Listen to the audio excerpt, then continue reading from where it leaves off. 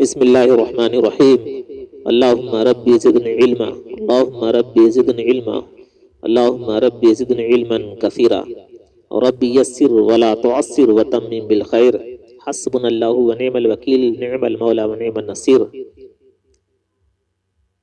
نصر من اللہ وفتح قریب۔ گلستاں دی باچا کے اسباق چل رہے ہیں اور آج پڑھنا ہے بر ہر یک از سائر بندگاں و حواشی خدمت معین است کہ اگر در ادائے برخ ازاں تہاون تقاصل روادارن در معرض خطاب آیند و در محل عتاب، مگر برآں طائفہ درویشاں کہ شکر نعمت بزرگاں بر ایشاں واجب است و ذکر جمیل و دعائے خیر و ادائے چنی خدمت در حد غیبت اولا ترست کہ در حضور ای بتصنع نزدیک است و آن از تکلف دور و با اجابت مقرون۔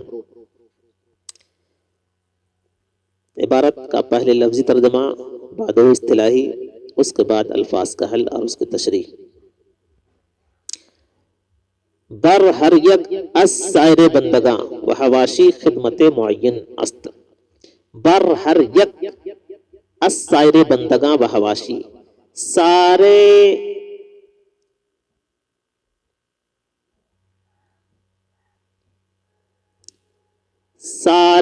غلاموں، بندگاں سارے غلاموں اور خدمت گزاروں میں سے، بر ہر یک ہر ایک کے اوپر، سب پر، اسے پڑھ سکتے ہیں ہر ایک پر، السائر بندگاں و حواشی، بندگاں از سائر بندگاں و حواشی، سارے غلاموں اور خدمت گزاروں میں سے ہر ایک پر خدمت معین است، ایک خدمت معین ہے کہ اگر در ادائے برخ ازاں تہاون و تقاصل روادارند، کہ اگر ادائیگی میں، کہ اگر در ادائے، کہ اگر ادائیگی میں برخ تھوڑی ازاں اس سے تہاون و تقاصل روادارند، تہاون و تقاصل سستی اور کاہلی یا پھر کہیں لاپرواہی اور کاہلی روادارند لوگ جائز رکھیں کہ اگر در ادائے، کہ اگر ادائیگی میں برخ تھوڑی سی ازاں اس سے تہاون و تقاصل روادارند، سستی اور کاہلی لوگ روا رکھیں، جائز رکھیں، در معرض خطاب آیند، گفتگو کی جگہ میں لوگ آئیں، در معرض خطاب آیند، گفتگو کے وارد ہونے کی جگہ میں لوگ آئیں گے، ودر محل عتاب، اور ناراضگی کی جگہ میں، تھوڑا سا یہاں ترجمہ کھل کر کریں، آپ کھولیں، یہاں کھل نہیں رہا، در معرض خطاب آیند یعنی غصہ کی جگہ میں لوگ آئیں گے، ودر محل خطاب و ودر محل عتاب، اور ناراضگی کی جگہ میں، مگر برآں، مگر اس پر طائفہ درویشاں، فقیروں کی جماعت، درویشوں کی جماعت کہ شکر نعمت بزرگاں، کہ بڑوں کی نعمت کا شکر، بر ایشاں ان پر واجب است، واجب ہے، کہ برآں طائفہ درویشاں، کہ اس پر، کہ برآں، کہ ان پر، ایسے پڑھیں آپ، کہ برآں، کہ ان پر یا اس پر، فقیروں کی جماعت کہ شکر نعمت بزرگاں، کہ بڑے لوگوں کی نعمت کا شکر، بر ایشا واجب است، ان پر واجب ہے، و ذکر جمیل و دعائے خیر، اور ذکر جمیل اور اچھی دعا، و ادائے چنی خدمت، اور ایسی خدمت کی ادائیگی، در حد غیبت غائبانہ حالت میں، اولا ترست زیادہ بہتر ہے، اور ایسی خدمت کی ادائیگی غائبانہ حالت میں زیادہ بہتر ہے کہ در حضور کے سامنے میں، بتصنع کے سامنے میں، یہ بناوٹ سے نزدیک است، نزدیک ہے، وہاں از تکلف، اور وہ تکلف سے دور است، دور ہے، بیجابت مقرون است اور قبولیت سے ملی ہوئی ہے.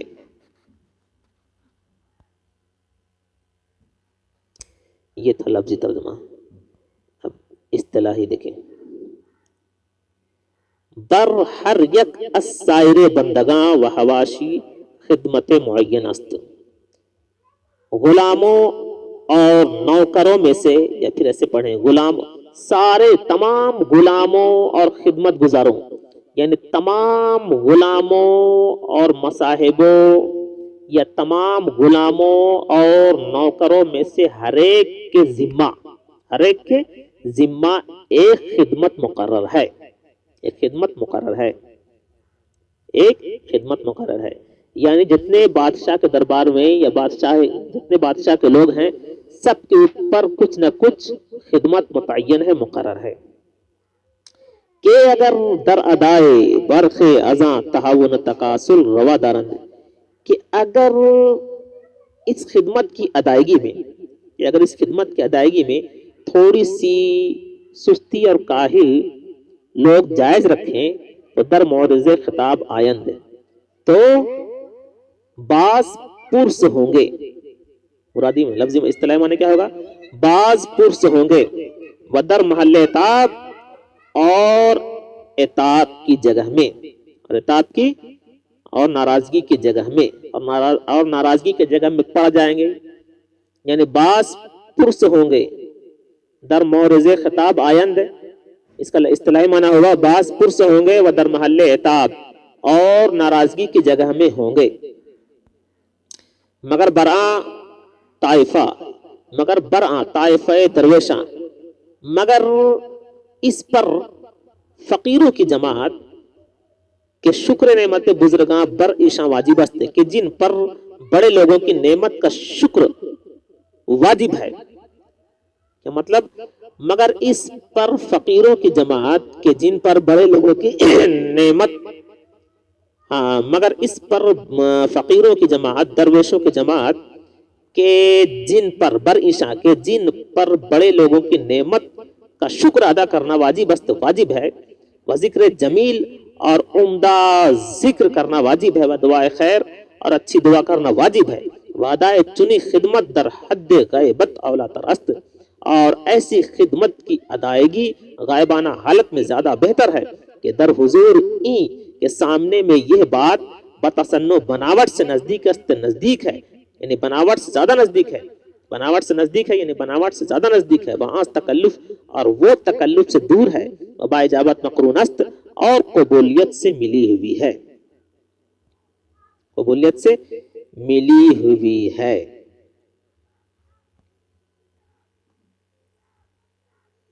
یعنی پہلی بات تو یہ ہے کہ بادشاہ کے جتنے غلام اور مصاحب ہوتے ہیں، خدمت گزار ہوتے ہیں، سب کے ذمے کچھ نہ کچھ کام متعین ہے. اگر ان کاموں میں وہ لوگ کاہلی اور سستی برتیں گے تو پھر عوام باس پرس ہوگی، پھر عوام ان سے پوچھنے بیٹھے گی، اور عوام کے سوالات کے جوابات انہیں دینے پڑیں گے. اور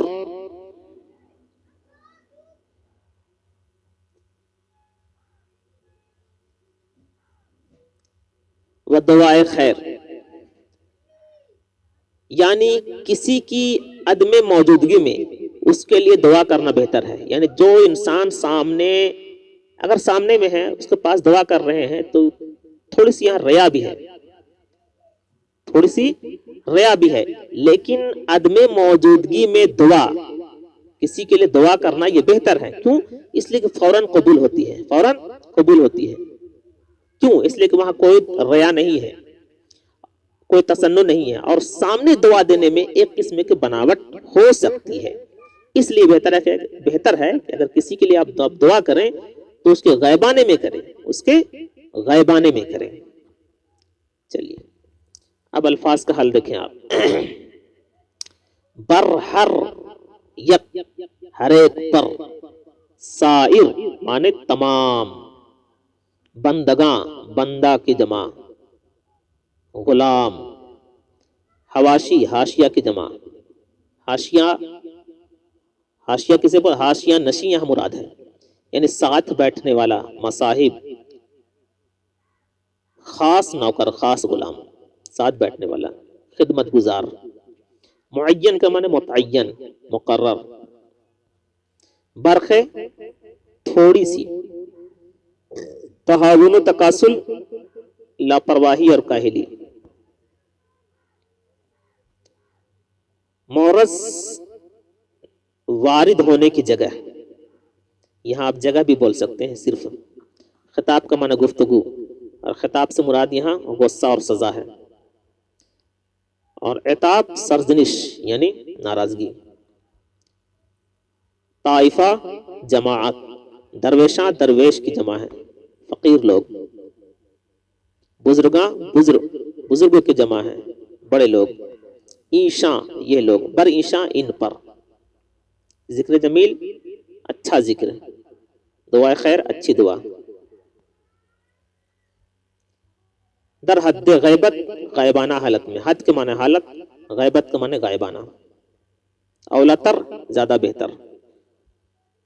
در حضور سامنے میں، حضور کا معنی سامنے. تصنع بناوٹ.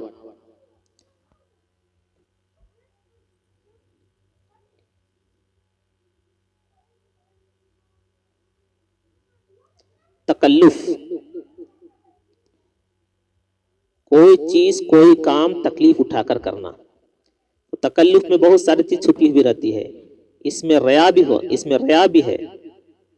تکلف کے اندر ریا بھی ہے اور ریا نہیں بھی ہے. لیکن تکلف کا لفظی معنی ہوتا ہے کوئی کام تکلیف اٹھا کر کرنا. تو اس میں دکھلاوا بھی ہو سکتا ہے اور نہ بھی ہو سکتا ہے. اجابت یعنی قبولیت.